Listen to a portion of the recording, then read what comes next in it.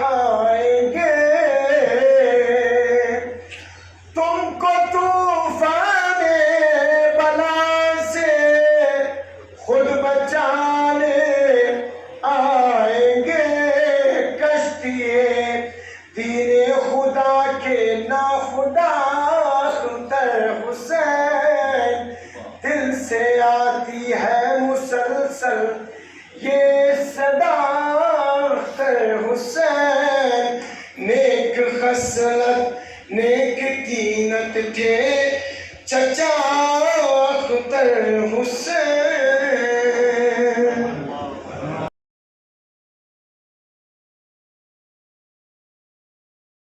بہت سی ایسی حقیقتیں ہیں،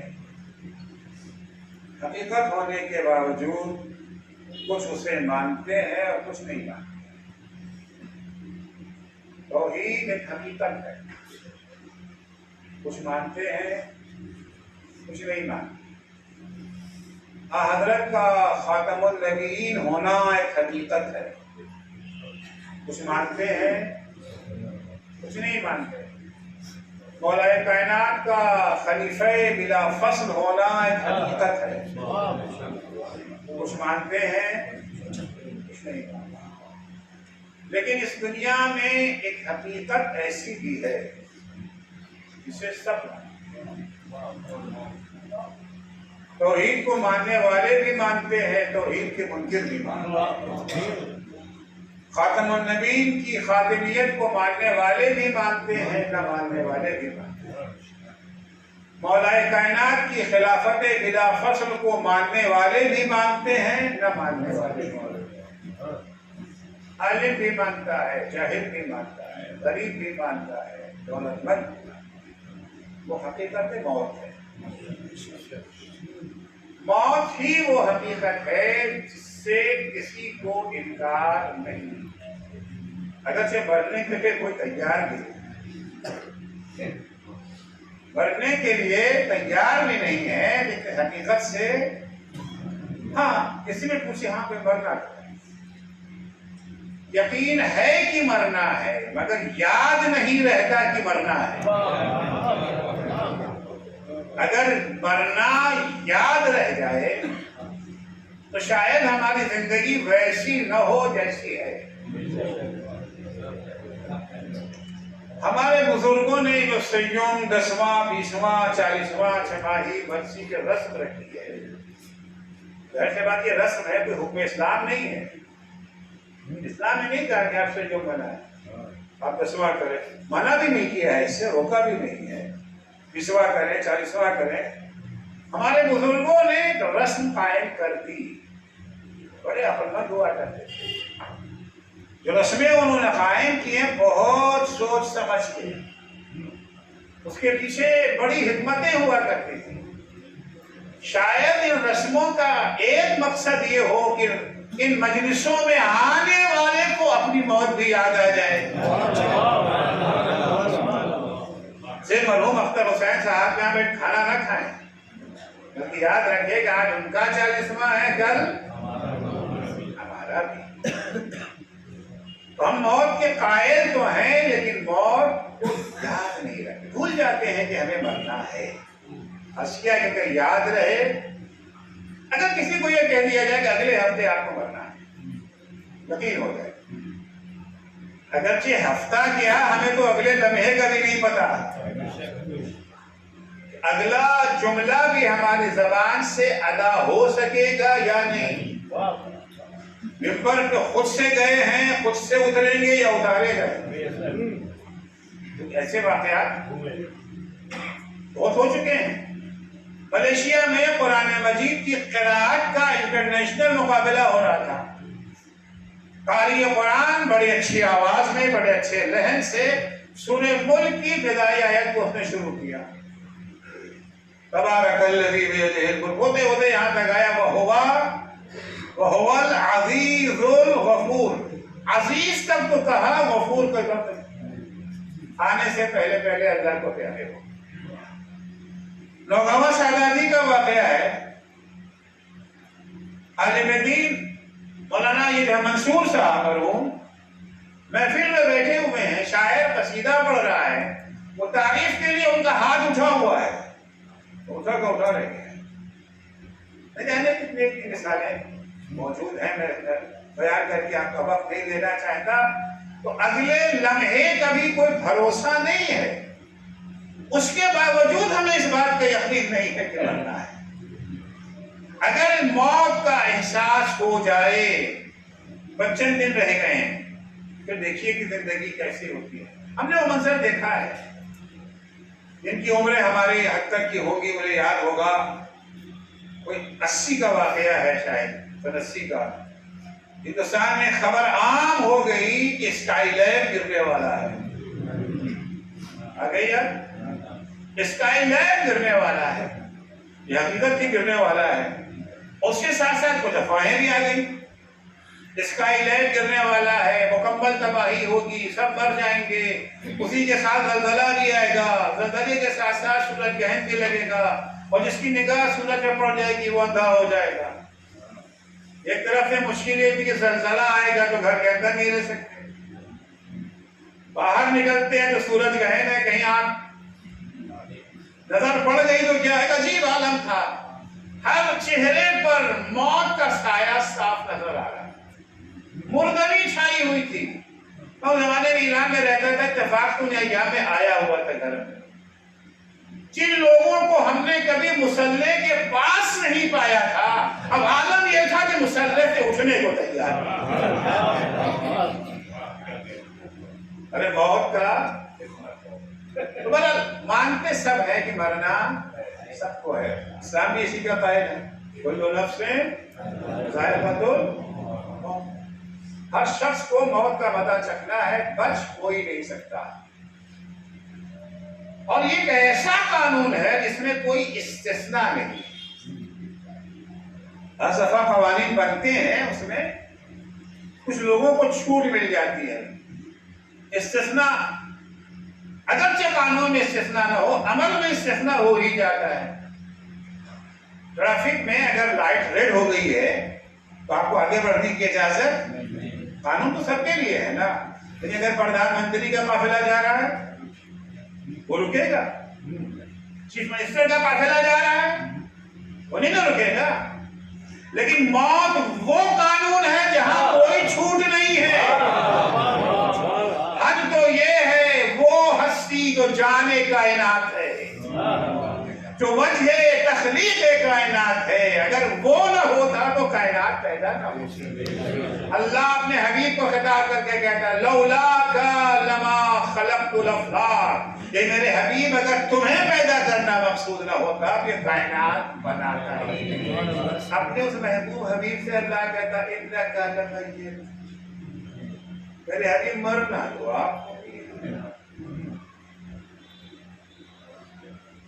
مرنا تو آپ کو بھی ہے، اس میں کوئی استثناء نہیں ہے. بعض دفعہ ہوتا ہے کہ چھوٹ تو نہیں ہے، لیکن بعض وہ دبنگ لوگ ہوتے ہیں جو قانون کے در سے بھاگ نکلتے ہیں.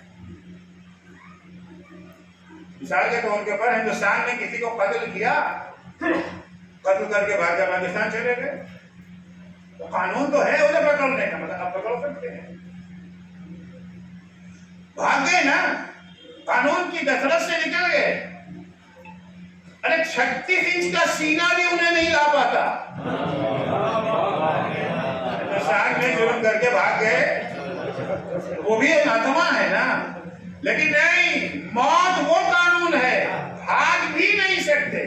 قل ان الموت الذی تفرون منہ فانہ ملاقیکم. میرے حبیب ان سے کہہ دو جس موت سے تم بھاگ رہے اس کا ہاتھ تمہارے قریبان تک پہنچ.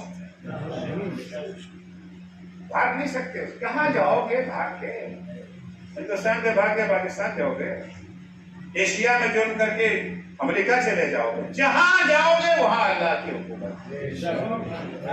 یہ تو بیچارے عاجز و ناتواں حکمراں ہیں. یہ حاکم کا ہے کہ اپنے کو حاکم کہتے ہیں.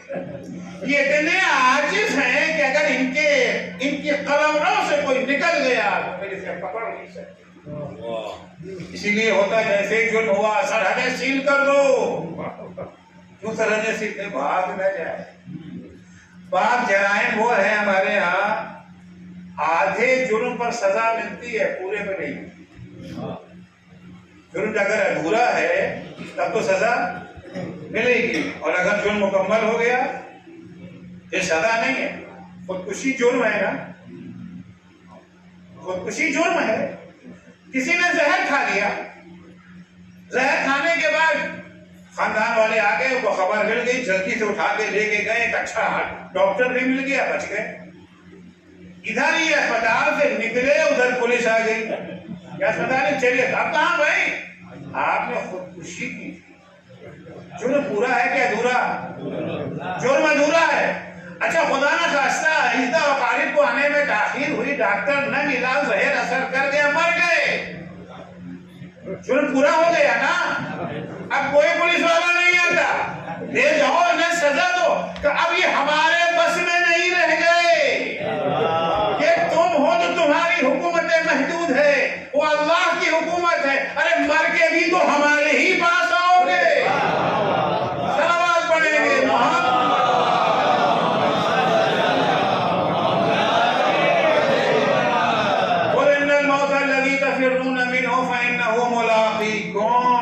بچ کے کہاں جاؤ۔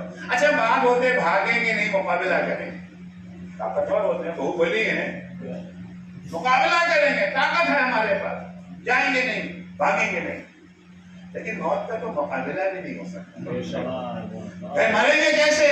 آپ لوگ جو آلودہ ہواؤں میں زندگی بسر کرتے ہیں وہ مریں گے، ہم تو ہمالیہ کی چوٹی پہ جا کے اپنا محل بنائیں گے، پولوشن فری ہے، مضبوط قلعہ بنا لیں گے، کوئی دشمن ہم پہ حملہ کر ہی نہیں سکتا، مضبوط باڈی گارڈ رکھیں گے، اسپیشلسٹ ڈاکٹروں کی فوج لگا رکھیں گے، ایک چھینک بھی آئے گی تو درجنوں ڈاکٹر ہمارے علاج کے لیے دوڑ پڑیں گے۔ قرآن کہتا ہے کچھ نہیں کر لو،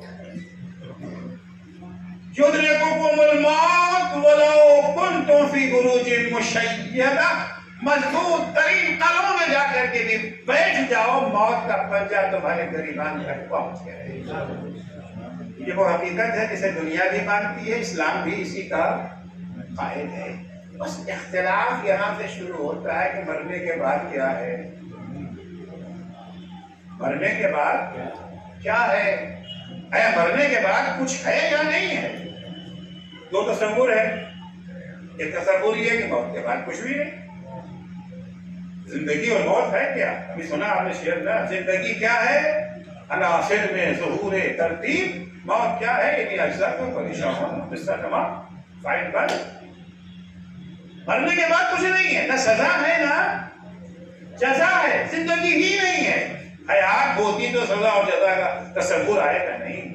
آپ دنیا میں جس طرح کی زندگی چاہے بسر کریں، شریف بن کے یا قبیلے بن کے، مرنے کے بعد سے بڑا آپ چاہے اس دنیا میں دوسروں کے حقوق کا احترام کر کے زندگی بسر کریں، کسی بے گناہ پہ ہاتھ نہ اٹھائیں، کسی کا مال نہ ہڑپیں، یا نہیں سارے حقوق کو اپنے قدموں تلے پامال کر کے مریں، نتنیاہو بن کے مریں۔ مرنے کے بعد وہ بچے جو بے گناہ نتنیاہو کے ہاتھ مارے گئے ہیں، وہ ان کو جو موت آئے گی انشاءاللہ جلدی ہی آئے گی، دونوں برابر، کوئی فرق نہیں ہے۔ یہ یوں کہہ لوں، مرنے کے بعد امام حسین میں اور شبر میں کوئی فرق نہیں، سب برابر۔ اب ظاہر سی بات ہے کہ نظریہ ہو جائے گا، یہاں پر بھی دو راستے بنتے ہیں۔ ایک راستہ تو یہ ہے کہ پھر بھائی حرام حلال کے خیال کیوں چکر میں کیوں پڑو، انسانیت کیا ہوتی ہے، انسانیت کیا ہوتی ہے، جو کچھ ہے یہ دنیا ہے، جتنا عیش کرنا ہے، مزے ہیں اس دنیا میں کر لو، نہ حرام کا خیال کرو، نہ حلال کا خیال کرو، نہ انسانیت کا، یہ سب بکواس کی باتیں، بیکار ہے، اخلاقیات کوئی معنی نہیں رکھتا، خوب عیش کرو۔ دوسرا راستہ یہ بنتا ہے کہ بھائی جب زندگی کا خاتمہ موت پر ہے، یعنی ختم ہو جانے پر، ختم ہی ہونا ہے نا ہمیں، ٹکر کے بجائے آج ہی کیوں نہ ختم ہو جائے، کہ مر کے جینے کا فائدہ کیا ہے؟ کیونکہ زندگی جو ہے تو مصیبتوں سے گھری ہوئی ہے نا، دنیا میں کوئی ایسا انسان نہیں ملے گا جس کے دنیا میں کوئی مصیبت نہ ہو، مولا کائنات فرماتے ہیں انما الدنیا دار محفوف بالبلا، دنیا وہ ٹھکانہ ہے جو مصیبتوں سے گھرا ہوا ہے۔ یہ نہیں ہو سکتا ہے کہ آپ دنیا میں رہیں اور مصیبتوں سے دوچار نہ ہو۔ ہر انسان کو مصیبتوں کا سامنا کرنا ہی ہے۔ یہ ایسا ہی ہے کہ کوئی انسان سمندر میں ڈبکی لگائے اور یہ خواہش رکھے کہ ہمارے ارد گرد پانی نہ ہو، ممکن ہے؟ سمندر میں ہو اور پانی نہ ہو؟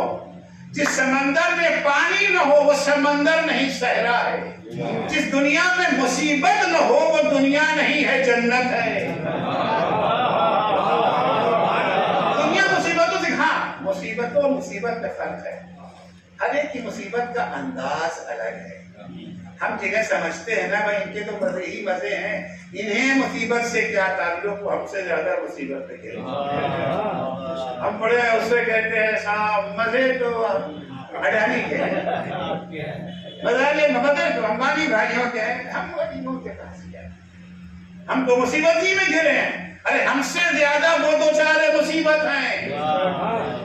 جن حکمرانوں کو ہم سمجھتے ہیں کہ وہ عیش میں ہیں وہ ہم سے زیادہ مصیبتوں میں گھرے۔ بس مصیبت کے انداز میں فرق ہے۔ غریب کی مصیبت یہ ہے کہ کھانے کے لیے روٹی نہیں ہے۔ غریب کی مصیبت یہ ہے کہ کھانے کے لیے روٹی نہیں ہے۔ امیر کی مصیبت یہ ہے کھانا تو ہے، کھانے کے لیے صحت نہیں ہے۔ رنگین غذاؤں سے دسترخوان سجا ہوا ہے، ان کے مقدر میں ابلی ہوئی ترکاریاں ہی ہیں۔ امیر کی غریب کی مصیبت یہ ہے کہ سونے کے لیے بستر نہیں ہے، امیر کی مصیبت یہ کہ آنکھوں میں نیند نہیں ہے۔ ہاں بابا گولیاں کون خریدتا ہے؟ تاکہ فارمیسی والوں سے معلوم کرے مزدور آتا ہے؟ نہیں، وہ تو اینٹ کو تکیہ بنا کر سوتا ہے۔ تو ہر ایک کی مصیبت ہے۔ تو بھائی جب دنیا کا انجام، ہماری زندگی کا انجام موت پہ ہے، موت کے بعد کچھ نہیں ہے، تو یہ مر مر کے جینے سے بہتر ہے کہ آج یہ خودکشی کر کے بیٹھ جاؤ۔ کیا فائدہ ہے؟ بہرحال محنت تو کرنا پڑتی ہے نا، جاب پہ تو جانا ہے، کاروبار کو دیکھنا ہے، بزنس سنبھالنا ہے۔ بزنس کو اگر شیئر مارکیٹ گرنے لگتے گرتے گرتے دل بھی بیٹھنے لگتا ہے، تو فائدہ کیا ہے ایسے جینے سے؟ ایک تصور یہ ہے کہ مرنے کے بعد کچھ نہیں، دوسرا تصور یہ ہے کہ سب کچھ تو مرنے ہی کے بعد ہے۔ موت فنا نہیں ہے، موت مٹ جانا نہیں ہے، موت فائل کا بند ہو جانا نہیں ہے، موت ختم ہو جانا نہیں ہے کہ عناصر میں ظہور ترتیب ختم ہو گیا، انہیں اجزاء کا پریشان ہونا قصہ تمام نہیں۔ موت اصلی زندگی کی آغاز کرنا۔ موت سے پہلے کی زندگی جو ہے وہ تو تیاری کی زندگی ہے، جیسے کسان کی زندگی کھیت میں، جیسے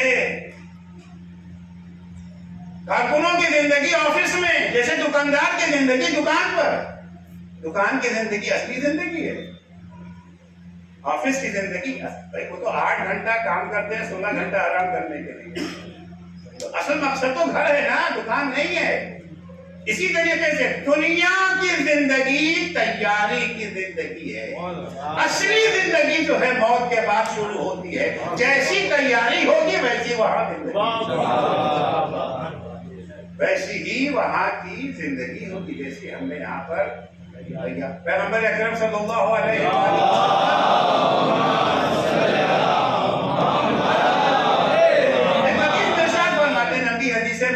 ایک ٹکڑا سے بولوں گا کیونکہ وقت نہیں ہے۔ فرماتے ہیں والموت جسر، والموت دنیا کے بارے میں بیان کیا ہے، آخرت کے بارے میں بیان کیا، بیچ کا جملہ ہے والموت جسر۔ موت کیا ہے؟ پل ہے۔ پل کہاں بنایا جاتا ہے؟ ندی پر۔ ندی میں کس جگہ پر؟ نہ ادھر کچھ نہ ادھر کچھ، وہاں بنتا ہے پل، وہاں بنایا ہے، ادھر بھی آبادی ہے ادھر بھی آبادی ہے، ادھر بھی زندگی ہے ادھر بھی زندگی ہے، تو زندگیوں کو جوڑنے کے لیے پل بنایا جاتا ہے۔ پیغمبر فرماتے ہیں والموت جسر، موت پل ہے، مرنے سے پہلے بھی حیات ہے، مرنے کے بعد بھی حیات ہے۔ تو زندگی جوڑنے کا کام یہ پل انجام دے رہا ہے. اچھا یہ پل ایک پل نہیں ہے اور پل ہے. ایک پل نہیں ہے، دو پل ہے. ایک جنت کی طرف لے جاتا ہے، ایک جہنم کی طرف. اسی حدیث میں پیغمبر نے فرماتے ہیں والموت جسر لہؤلاء الی جحیمہم ولہؤلاء الی نعیمہم. یہ موت ایک پل ہے جو انہیں جنت میں لے جائے گا، انہیں جہنم میں لے جائے گا. ایک جنت کا پل ہے اور ایک جہنم کا. کسی سے آپ پوچھیں کہ آپ کس پل پہ جانا چاہتے ہیں، جنت یا جہنم؟ سب کہیں گے جنت.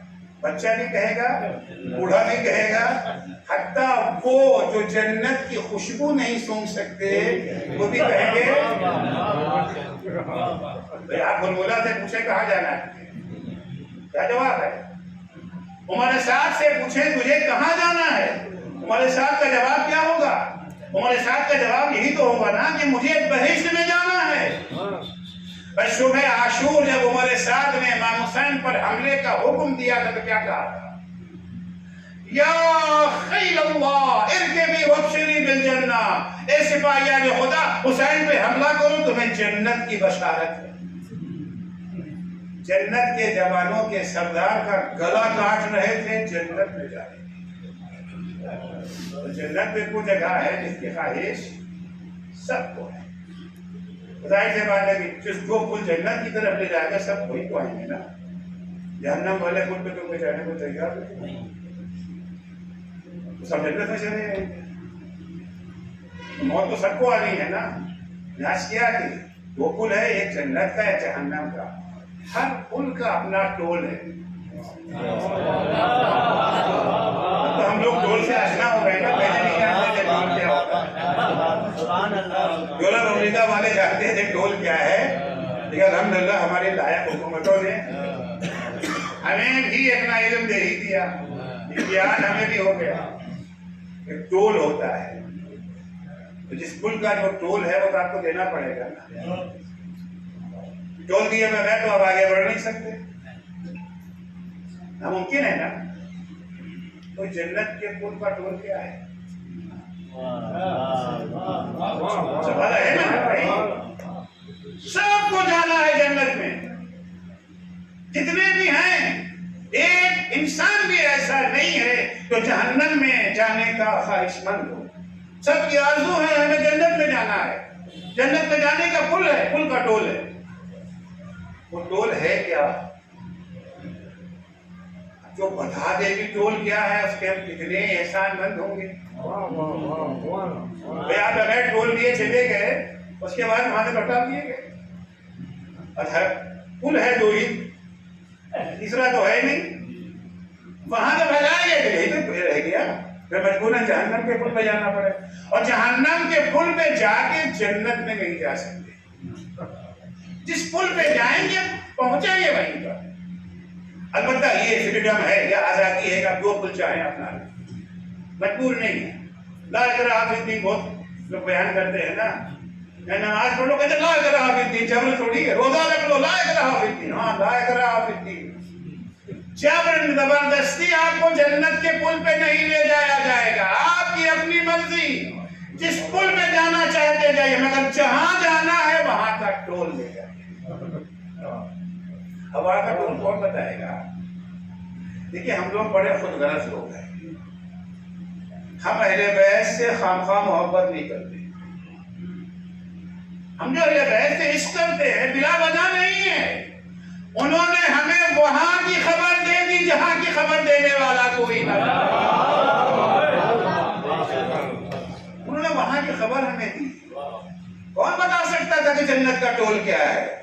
ہمارے جانے قربان امیر المومنین حضرت علی ابن ابی طالب.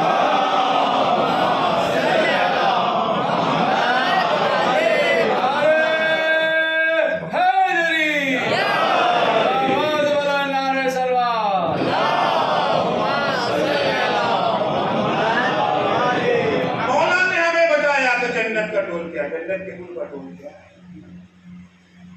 مولا سے سوال کیا گیا کہ مولا یہ بتائیے من استعداد للموت، مرنا تو ہے، بچ تو نہیں سکتے، جانا تو ہے، تو تیاری کیسے کریں؟ اہم ہوتی ہے تیاری. آپ کو کشمیر جانا ہے، وہاں جانے کے بارے میں 4 لوگوں سے پوچھتے ہیں بھائی وہاں کا موسم کیسا ہے، سردی ہے، گرمی ہے. اگر آپ جنوری کے زمانے میں بلا پوچھے پاچھے لوگوں سے بالکل کے موسم پہ بھروسہ کرتے ہوئے مل مل کا کرتا پہن کر کے پہنچ گئے، کیا حشر ہوگا؟ چنئی جانا ہے، سری نگر سے چنئی جانا ہے، سری نگر پر قیاس کر دیا چنئی کو، موٹے موٹے گرم کپڑے لے کر کے چنئی پہنچ گئے، کیا حشر ہوگا؟ معلومات حاصل کرتے ہیں نا، پوچھتے ہیں اور جو بتا دے. دیکھیے نہ جاننے کی بنا پر جو مشکلیں اٹھانی پڑتے میں اٹھا چکا ہوں. میں پہلی دفعہ جب امریکہ گیا، پہلی دفعہ امریکہ گیا تو جنوری کا مہینہ تھا. دلی میں جنوری میں تو سردی اچھی خاصی پڑتی ہے نا. اچھا میں کہا امریکہ وہاں تو اور ٹھنڈا ہوگا، خوب موٹے موٹے گرم کپڑے سویٹر یہ وہ لے کے پہنچ گیا ہیوسٹن. ہیوسٹن میں سردی نہیں پڑتی ہے تو امریکہ ہی میں، وہاں پر شدید گرمی پڑ رہی تھی، ہم پھنس گئے. سارے کپڑے جو تھے. اپریل میں مجھے جانا ہوا شکاگو اسی سال. اب پھر ہم نے قیاس کیا، وہ قیاس جس کو ہمارے یہاں منع کیا گیا ہے، وہ قیاس ہم نے کیا. میں نے کہا بھائی جب جنوری میں گرمی کا یہ عالم تھا تب تو اپریل ہے. ہم سارے ململ کے کرتے لے کے پہنچے. وہاں جب پہنچے تو بیچارہ برف باری ہو رہی تھی. اب پھر وہی الٹی مصیبت، وہ کپڑے ہم کہاں سے لائے؟ خیر یہ تو دنیا ہے، اگر آپ کے پاس نہیں بھی ہے تو بھیک مانگ کے کام چل ہی جاتا ہے. بہت سے بہت عزت نفس مجروح ہوگی اور کیا ہوگا، ذلیلی تو کہے جائیں گے، کام چل جائے گا. لیکن آخرت وہ جگہ ہے جہاں بھیک بھی ملنے والی نہیں ہے. کل نفس بما کسبت رہینا، قرآن نے پہلے ہی اعلان کر دیا، جو لے کے جاؤ گے. مولا سے سوال ہو رہا ہے، مولا من استعداد للموت، موت کی تیاری کیسے کریں، کیا کریں کہ وہاں پریشانی نہ ہو. اب مولا نے جواب دیا. مولا فرماتے ہیں اگر جنت کے پل کا ٹول سمجھنا ہے، موت کی تیاری جنت میں جانے کی تیاری نہ بھائی، جنت میں تو نہیں جانا ہے. جنت کے پل کا ٹول کیا ہے؟ مولا فرماتے 3 چیزیں ہیں بس. 3 چیزیں اگر فراہم کر لیا بیڑا پار. پہلی چیز اداء الفرائض، جو چیزیں اللہ نے واجب کی ہیں انہیں ادا کرو. نماز اللہ نے واجب کی ہے اسے ادا کرو، روزہ واجب کیا ہے اسے ادا کرو، محبت اہل بیت کو اللہ نے فرض کیا ہے اسے حاصل کرو. فرائض کو انجام اگر نہ دیا تو پھر جنت کے پل کا ٹول مکمل نہیں ہو پائے گا. جتنے بھی فرائض، فریضہ نہیں کہا ہے، اداء الفریضہ نہیں ہے، اداء الفرائض. نہ نماز کافی ہے نہ محبت اہل بیت کافی ہے، وہ بھی فرض ہے یہ بھی فرض ہے. اداء الفرائض واجتناب المحارم. جنت کے پل کا دوسرا ٹول کیا ہے؟ جن چیزوں کو اللہ نے حرام قرار دیا ہے اس سے دوری اختیار. فرائض کو تو تبھی ادا کرے گا پتہ ہو کیا کیا واجب ہے. اگر معلوم ہی نہیں ہے تو کیا ادا کریں گے؟ حرام سے تبھی تو بچیں گے نا جب یہ معلوم ہو کہ حرام کیا کیا ہے. کہ ہم سب کو جاہل سمجھتے ہیں نا، ہم کو سب پتہ سمجھتے ہیں، ہمیں معلوم ہے کیا کیا واجب ہے، ہمیں معلوم ہے کیا کیا حرام ہے. ہمیں پتہ ہے کہ نماز واجب ہے، روزہ واجب ہے، حج واجب ہے، چوری حرام ہے، زنا کرنا حرام ہے، ڈاکہ ڈالنا حرام. بس اتنے ہی واجبات، اتنے ہی محرمات. میں ایک آدھ واجب کو اور محرم کا حرام کا تذکرہ کر لیتا ہوں آپ سے. ادھر دیکھیے گا کتنے کو یہ معلوم تھا؟ کچھ تو ہیں تو کافی لوگ اس کے بارے میں شاید سنا بھی نہ ہو. ایک فعل حرام ہے اسلام میں، حرام ہے، جس کا نام ہے تہاجر. جس کا نام ہے تہاجر. اور آپ نے خود سوچے کہ یہ سنا ہے پہلے کہ نہیں سنا ہے؟ یہاں مت کہیے کہ نہیں سنا ہے، دل میں کہیے. نہیں وہ اعتراف تو اللہ کو دینا ہے، ہمیں چھوڑ دینا ہے. ہم کون ہوتے ہیں؟ ہم بھی آپ ہی میں سے ایک ہیں بھائی، ہم بھی آپ ہی میں سے. یہاں بیٹھنے کا مطلب یہ نہیں کہ ہم کچھ الگ ہیں، آپ ہی میں سے ایک آدمی ہیں. ایک حرام ہے تہاجر، اسے کم لوگوں نے سنا. ایک اور حرام ہے جسے زیادہ لوگوں نے سنا ہے، وہ ہے قطع رحم. سنا بہتوں نے شاید ہوگا مگر توجہ نہیں ہے، یہ بھی حرام ہے. تہاجر کسے کہتے ہیں، قطع رحم کسے کہتے ہیں؟ حرام. رحم سے مراد کیا ہے؟ ہمارے وہ رشتہ دار جن سے ہمارا خونی رشتہ ہے. کمر بندی رشتہ ایک ہوتا ہے خونی رشتہ. چچا، ماموں، پھوپھی، خالہ، ماں، باپ، بھائی، بہن، ان کی اولاد کی اولاد، یہ سب ہمارے رحم، جس کی جمع ارحام، یہ ہمارے ارحام میں آتے ہیں. صلہ یعنی اس سے اپنے کو جوڑے رہنا. صلہ رحم یعنی ان رشتہ داروں سے اپنے کو جوڑے رہنا یہ واجب ہے. اس سے رشتہ توڑ لینا یہ حرام ہے، گناہ ہے، گناہ کبیرہ ہے. یہ رشتہ جوڑنے کی حد کیا ہے؟ فیویکول سے جوڑنا ہے. اور جوڑنے کا مطلب کیا ہے؟ جوڑنے کا مطلب یہ آمنا سامنا ہو جائے تو سلام کریں، سلام کا جواب دیں. منہ موڑ کے چلے جائیں یہ قطع رحم، یہ حرام ہے. صلہ رحم آمنا سامنا ہو، سلام کریں. اگر وہ بیمار ہیں تو ان کی عیادت کے لیے جائیں. اگر ان کے یہاں کوئی خوشی ہے تو خوشی میں شامل ہوں. واجب ہے، نہ جانا حرام ہے، گناہ کبیرہ ہے. ایسے مرتکب ہو گئے تو جنت کا ٹول ادھورا رہ گیا. خدا نہ خواستہ انتقال ہے، کوئی غمی ہے، ان کے غم میں شریک ہوں. اگر محتاج مدد ہیں اور ہم مدد کرنے کی پوزیشن میں ہیں تو ان کی مدد کرنا واجب ہے. جیسے خوف نکالنا واجب ہے نا، ویسے یہ بھی واجب ہے. جیسے نماز پڑھنا واجب ہے، یہ واجب ہے. اس کے مقابلے میں قطع رحم میں آمنا سامنا ہے، سلام نہیں کرتے. نماز میں آتے ہیں، ادھر تو مصافحہ کر لیتے، ادھر تو منہ بول دیتے. یعنی ہمارے ان کے تعلقات کٹے ہوئے، یہ حرام ہے. نہیں صاحب ہم نے نہیں توڑا ہے، شروعات تو انہوں نے کی تھی. ہم تو سلام کرتے، جواب نہ دے جواب، آپ سلام کرتے رہیے، آپ کے سلام میں اضافہ ہوتا رہے گا، ان کے گناہ میں اضافہ ہوتا. اس سے بڑی سزا ہو دے سکتے ہیں. جی ہم بھی تو بیمار ہوئے تھے، وہ ہماری عیادت کے لیے آئے تھے، وہ آئے چاہے نہ آئے، آپ کو جانا ہے. ہماری بیٹی کی شادی ہوئی تھی، وہ شریک نہیں ہوئے تھے. ہمارے باپ کا انتقال ہوا تھا، وہ تعزیے تو وہ نہ آئے، آپ کو جانا ہے. امام جعفر صادق علیہ السلام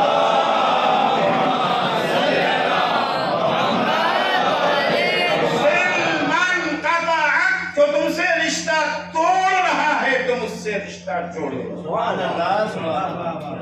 جنت کا ٹول ہے، واجبات میں سے ہے، فرائض میں شامل رہیں گے. اگر آپ مدد کے محتاج ہیں اور آپ ادا کر سکتے ہیں، چاہے وہ نہ کریں، اللہ اسے مواخذہ کرے گا. اللہ سزا دینے کے لیے کافی ہے. اللہ تو سب کو نمٹنے کے لیے اکیلے کافی ہے نا. وہ اس کا کام ہے، آپ اپنا کام کیے جائیے، آپ اپنا کام کیے جائیے. اور تہاجر کسے کہتے ہیں؟ یہ تو ہو گیا قطع رحم. تہاجر کیا ہے؟ تہاجر دو مومنوں کا آپس میں قطع رابطہ کر دینا. کوئی رشتہ نہیں ہے سوا رشتہ ایمان کے. نہ چچا ہے، نہ ماموں ہے، نہ خالہ ہے، نہ پھوپھی ہے، نہ ان کے بچے ہیں، نہ کزن ہے، کچھ نہیں، دور دست کوئی رشتہ ہی نہیں ہے سوائے رشتے ایمان کے۔ مسجد میں آئے تھے، مجلس میں آئے تھے، کسی بات پر بحث ہو گئی، بات پر ہم مسجد میں آتے ہیں، سب سے مصالحہ کرتے ہیں، مجھ سے نہیں کرتے۔ اسے کہتے ہیں تہاجر۔ دو مومنوں کا آپس میں وقت رحم تھا رشتہ داروں سے، یہ تہاجر ہے۔ دو مومنوں کا رشتہ توڑ لینا یہ بھی کیا ہے؟ حرام ہے، یہ بھی گناہ ہے۔ بس قطع رحم میں اور تہاجر میں چھوٹا سا فرق ہے۔ قطع تہاجر میں 3 دن کی چھوٹ ہے، یعنی آج اگر آپس میں رشتے بگڑ گئے، کھٹاس آ گئی ہے، تو فرشتے آج نہیں لکھیں گے، کل بھی نہیں لکھیں گے، پرسوں بھی نہیں لکھیں گے۔ اگر چوتھے دن بھی اکڑے رہ گئے تو گناہ کا میٹر چل پڑے گا، وہ بھی پہلے دن سے 3 دن کا ڈسکاؤنٹ بھی ختم ہو جائے گا، پہلے دن سے چل پڑے گا میٹر۔ لیکن قطع رحم میں 1 دن کی بھی چھوٹ نہیں ہے، 1 دن کی بھی چھوٹ نہیں ہے قطع رحم میں۔ وہاں تو 3 دن کی چھوٹ تھی، 1 دن کی چھوٹ نہیں ہے۔ بعض دفعہ یہ ہوتا ہے کہ کسی عالم سے بات سن کر کے، کہیں پڑھ کر کے تھوڑا دل نرم ہوا، چاہتے ہیں کہ اب تعلقات کو بحال کر لیں، ملنا چاہتے ہیں، یا جو کافی عرصہ ہو گیا۔ اصل ہوتا کیا ہے، ہمارے مشکل یہ ہے کہ خاص طور سے بھائی بھائی میں جب لڑائی ہوتی ہے تو 2-3 4 مہینے بھی نہیں ہوتی ہے، یہ مرتے مرتے وصیت بھی کر جاتے اپنے بچوں کو، دیکھو بھیا کے بچوں سے کبھی نہ ملنا، اور اولاد بھی اتنی لائق ہوتی ہے، کچھ مانے یا نہ مانے اسے ضرور مانتے ہیں۔ کیوں نہیں جاتے؟ کیا ابا کی وصیت ہے؟ اول تو یہ وصیت ہی حرام ہے، یاد رکھیے گا، یہ وصیت کرنا حرام ہے، اس وصیت کو ماننا بھی حرام ہے۔ تو بہت سارے افراد ہوتے ہیں کہ کبھی کبھی دل باہر ہوتا ہے، چلو بہت دن ہو گئے، یا فلاں سے سنا ہے، فلاں مولانا نے کہا ہے، چلو قصہ تمام کرتے ہیں۔ یا محلے میں کوئی سمجھدار آدمی مل گیا، اس نے جلتی پر تیل چھڑکنے کے بجائے پانی ڈالنا شروع کیا۔ انہیں ہمارے عام طور پہ تیل ہی چھڑکا جاتا ہے نا، اور آگ بھڑکائی جاتی ہے، فخر محسوس ہوتا ہے، چلو اچھا ہوا ان کے یہاں آگ لگی ہے، حسد کی بنیاد پر۔ پر اب کسی وجہ سے دل تو، سوال یہ کہ پہل کون کرے، موچ کون نیچی کرے، موچ کا معاملہ بڑا ہے کہ جو پہل کرے گا خطاکار تو وہی مانا جائے گا نا، اور پہل ہمیشہ کمزور کرتا ہے، طاقتور تو کرتا نہیں ہے، طاقتور نہیں نہ کرتا، اس کے تو ٹیبل پر ہمیشہ آپشن رکھے رہتے ہیں، یہ آپشن وہ آپشن وہ آپشن، طاقت کا غرور ہوتا ہے۔ پہل کون کرے؟ ملنا تو چاہتے ہیں مگر پہل کون کرے؟ نہ یہ پہل کو تیار، نہ وہ پہل کو تیار، موج کا معاملہ ہے، نتیجہ ہوتا ہے کہ اختلافات بڑھتے ہی رہتے۔ اس مشکل کو پیغمبر اکرم صلی اللہ علیہ وسلم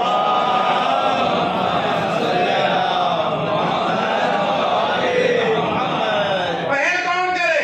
دیکھیے قیامت کا دن بڑا خطرناک دن ہے، زمین جل رہی ہوگی، سورج سوا نیزے پہ ہوگا، کھوپڑی کھول یہ والا سورج نہیں ہے، قیامت میں یہ سورج کو لپیٹ دیا جائے گا، وَإِذَا الشَّمْسُ كُوِّرَتْ، یہ تو لپیٹ دیا جائے گا، اسپیشل سورج ہے محشر کا، کھوپڑی کھول رہی ہے، پیاس سے زبان حلق سے باہر نکلی ہوئی ہے، سامنے حوض کوثر ہے، سامنے تسنیم ہے، سامنے جنت ہے، جلدی جلدی جانا چاہتے، جنت میں جانا ہی نہیں ہے، پہلے جانا چاہتے ہیں۔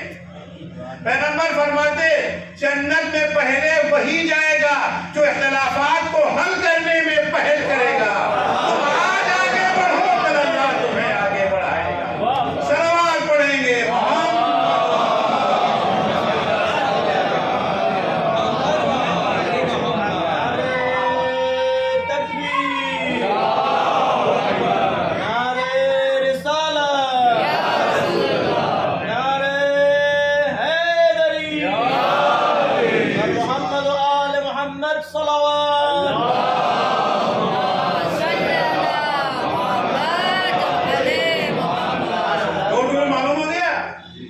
اداء الفرائض واجتناب المحارم واجبات کی ادائیگی، محرمات سے بچنا، بچیں گے تب جب جانتے ہوں۔ علماء کی قدر کریں، پیش نماز کو بلا کر کے کمرے میں بند نہ کر دیں، ٹی وی ہو جاتی ہے بیچارے کو، اکیلے پڑے آئیے اس کے پاس سیکھیے، کہ ان سے آگے واجبات کو سیکھیے، کلاس اگر وہ رکھتے کلاس میں حصہ لیجیے، اگر وہ نہیں رکھتے تو آپ رکھوائیے، آخر قیامت کے دن جو چیزیں شکایت، یا قرآن شکایت ہے، ایک عالم دین شکایت کرے گا تمہارے اللہ، ہم تو وہاں موجود تھے بتانے کے لیے، جو سیکھنے والا نہیں۔ تیسری چیز سنیے اور مجلس تمام کرو، وقت کم رہ گیا۔ والاجتماع علی المکارم،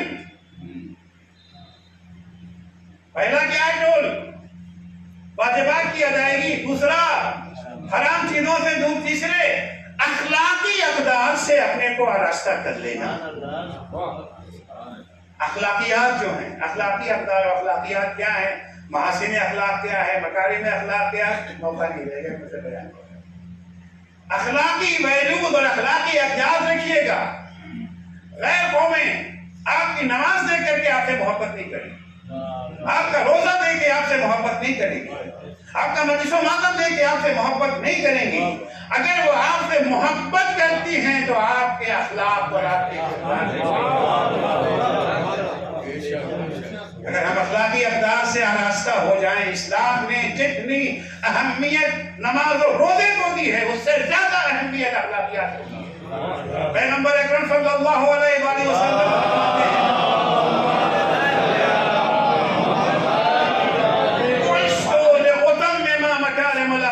اللہ نے ہمیں نبی بنا کے بھیجا کہنے کے لیے تاکہ میں اخلاقی ویلیوز کو پائے تکمیل تک پہنچاؤں۔ اس لیے ہمیں کہ تین چیزیں اگر ہمارے پاس موجود ہیں تو ہمیں جنت میں جانے سے کوئی نہیں۔ ادا الفرائض واجتناب المحارم والاجتماع على المكارم۔ مولا فرماتے ثم لا يبالي اوقع الموت عليه ام هو وقع على الموت۔ جس میں یہ تین چیزیں آ جائیں اب اسے پرواہ نہیں ہے کہ موت اس پہ آ پڑے یا وہ موت پہ جا پڑے، اب اسے پرواہ نہیں ہے۔ مولا علی فرماتے تھے نا، انی لا ابالی بالموت، مجھے موت کی پرواہ نہیں ہے۔ میں نے پوچھا بابا وجہ کیا ہے، یہ آپ نے کیوں کہا انا للہ و انا الیہ راجعون؟ ہم تو اپنے موت کے وقت کہا جاتا ہے کہ بیٹا تھوڑی دیر کے لیے میری آنکھ لگ گئی، میں نے خواب میں دیکھا کہ کہہ رہا ہے یہ قافلہ جا رہا ہے موت کے منہ میں جا رہا ہے۔ موت کا نام سنتے ہی ایک بار فرماتے بابا اولسنا علی الحق، کیا ہم حق پر نہیں ہیں؟ یعنی کیا ہم نے فرائض کی ادائیگی میں کوئی کوتاہی کی ہے؟ محرمات سے کیا ہم دور نہیں ہیں؟ کیا اخلاقی اقدار سے ہم آراستہ نہیں ہیں؟ ہم نے کہا کیوں نہیں میرے لال، کیوں نہیں؟ ارے اخلاقی اقدار کا نمونہ تو تھوڑی دیر پہلے ہی دکھایا تھا نا، جب حور کا پورا لشکر پیاس سے ہلاک ہو رہا، حسین نے اپنا سارا پانی حور کے لشکر کو پلا دیا، یہاں تک کہ جانوروں کو بھی محفوظ رکھا۔ یہ جملہ سن کر کے جناب اہل اکبر فرماتے بابا اذن لا نبالی بالموت، ہمیں موت کیا پرواہ ہے۔ کربلا میں جو بھی حسین کے ساتھ ہے کسی کو موت کی پرواہ نہیں، سب عاشق موت ہیں، موت کو گلے لگانے کے لیے وہ ذریعہ جو شہادت ہے اس کے لیے سب بیدار ہیں۔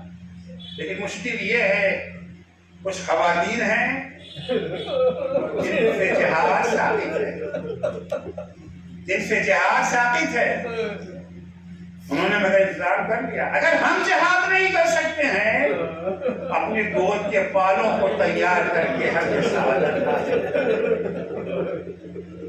شب عاشور یہ صرف زینب کبریٰ نہ تھی جو انہوں محمد کو تیار کر رہی تھی، یہ فقط ام فروا نہ تھی جو اپنے لال قاسم کو آمادہ کر رہی تھی، اصحاب کی بیویاں بھی اپنے بچوں کو تیار مسلم ابن اوسجا کی زوجہ بھی اپنے نونہال کو تیار کر رہی تھی شہادت کے لیے۔ میرے لال کل قربانی کا دن ہے، میرے لال ماں کو سرخرو کر دے، میرے لال میری طرف سے تم قربان ہو جانا۔ جب सूरह आशूर नमदार हुई है, जंग का आगाज हुआ है।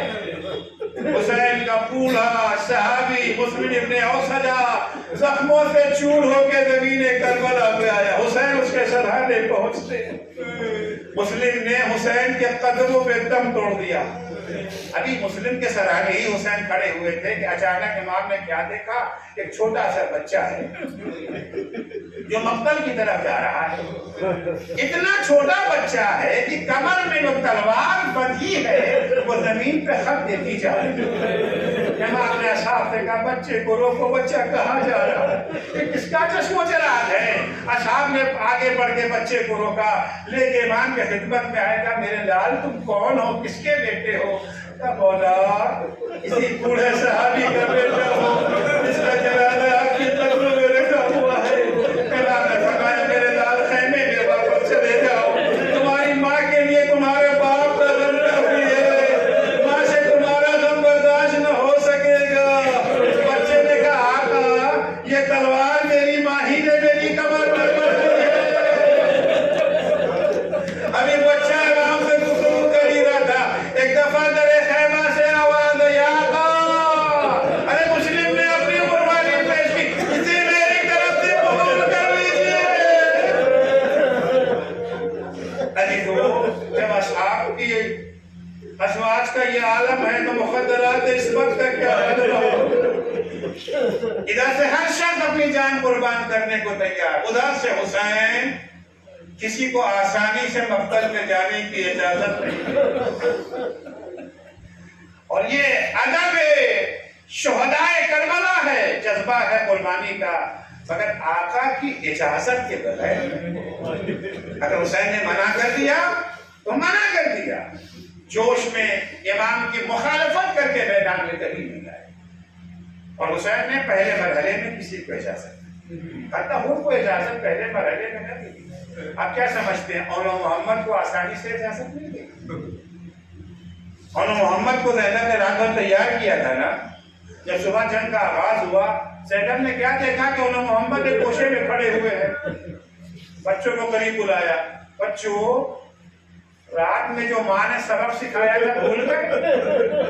नहीं अम्मा, हमें सबक याद है। हम नकल में कब जाओगे? जब अकबर का जनाजा उठ जाएगा तब मैदान में जाओगे, जब कासिम का लाशा आएगा तब मैदान में जाओगे। नहीं अम्मा, हम तो जाना चाहते मगर मामू जान हमें इजाजत नहीं देते। अम्मा, आप अगर चाहें तो हमें इजाजत मिल सकती है, अगर आप सिफारिश करते। हमने यही देखा है, मामू जान आपकी कोई बात टालते नहीं। ज़ैनब ने बच्चों का हाथ पकड़ा, आके भाई के सामने खड़ी हो गई। हुसैन ने देखा बहन आई है, पूछा बहन कैसे आना हुआ? क्या भैया पहले मेरे बात का जवाब दीजिए, इस बहन ने आज तक आपसे कुछ मांगा है? नहीं बहन, तुमने आज तक मुझसे कुछ नहीं मांगा। तो भैया आज ये बहन कुछ मांगने आई है, भैया इनकार मत करना, बोलो बहन क्या चाहिए? ज़ैनब ने कहा, भैया मेरे बच्चों को मक्तल में जाने देना। अरे बहन ने मांगा भी तो क्या। अला लअनतुल्लाह अला कौमिल ज़ालिमीन व सयअलमु अल्लज़ीना ज़लमू अय्य मुनक़लबिन यनक़लिबून। बारिला तुझे वास्ता है मोहम्मद वाले मोहम्मद अलैहिस्सलाम का, हमारी इस मुख्तसर सी इबादत